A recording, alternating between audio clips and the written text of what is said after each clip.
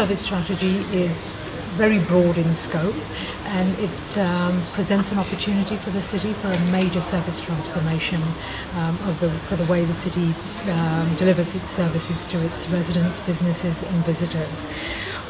The implementation plan for our e-service strategy presents a conscious, comprehensive, cohesive whole. It brings together elements that are currently in place, but it brings them into one cohesive plan that is providing a roadmap for us. Now, in your opinion, how will the rollout of this strategy, of the e-service strategy, transform customer service at the City of Toronto? The roadmap for implementation of our e-service strategy will transform service culture by making us citizen-driven in the way we look at our services rather than business-driven. So our starting point for delivering any services will be what does the citizen want? How does it look to the citizen?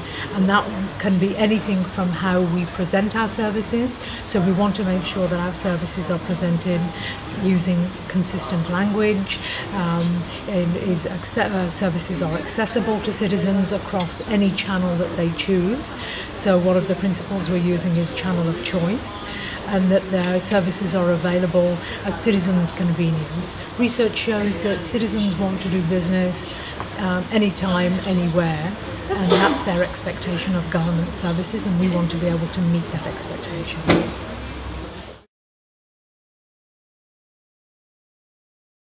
I think the innovation in our strategy isn't that we're doing anything that anybody hasn't done before. Our innovation, I think, comes in the comprehensive nature of how we're looking at the issue. We're not just looking at service delivery, we're not just looking at performance, we're looking at a comprehensive customer service framework. So we're really looking at all the different aspects that make a good customer service organisation. And I think the other reason why it's pretty innovative is that we're taking into account the expectations that customers have and also the realities that we're working in. So we're aspirational in that we're looking long term, and our goals are pretty high, the goals and the vision that we set for ourselves, but we're also very pragmatic. So we recognise that governments are working in a time of financial constraint and greater scrutiny.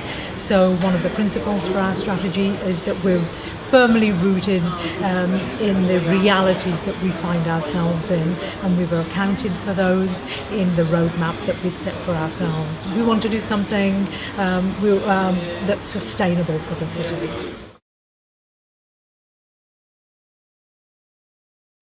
The e-service goal, where we want to be, is that in 5 years or so, we want residents to be able to access city services through their channel of choice, whether that's the phone, the web, mobile app, counter service.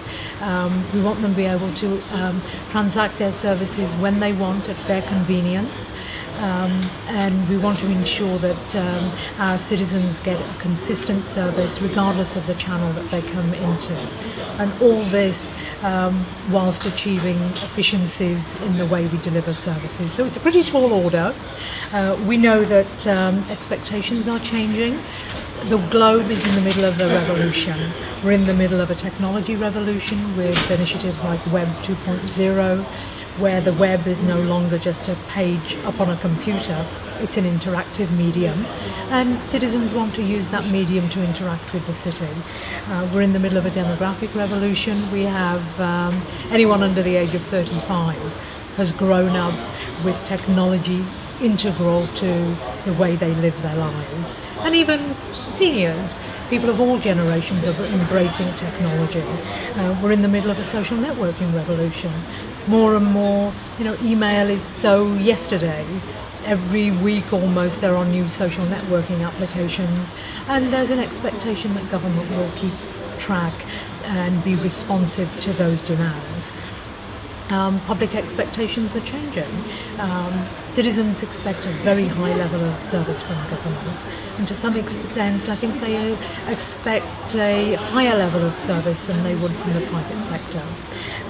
We have to be ready to meet that challenge. Government is not at the leading edge of this technology. The technology is tried and tested. We just want to ensure that we're using the technology to its best advantage and delivering the most effective and efficient and relevant services to the public, whilst recognising the political realities that we're working in government, where more and more there's pressure for us to do more with less. So our ability to embrace new technologies and capture those efficiencies, I feel, is going to be key to government success in the next 5-10 years, quite frankly.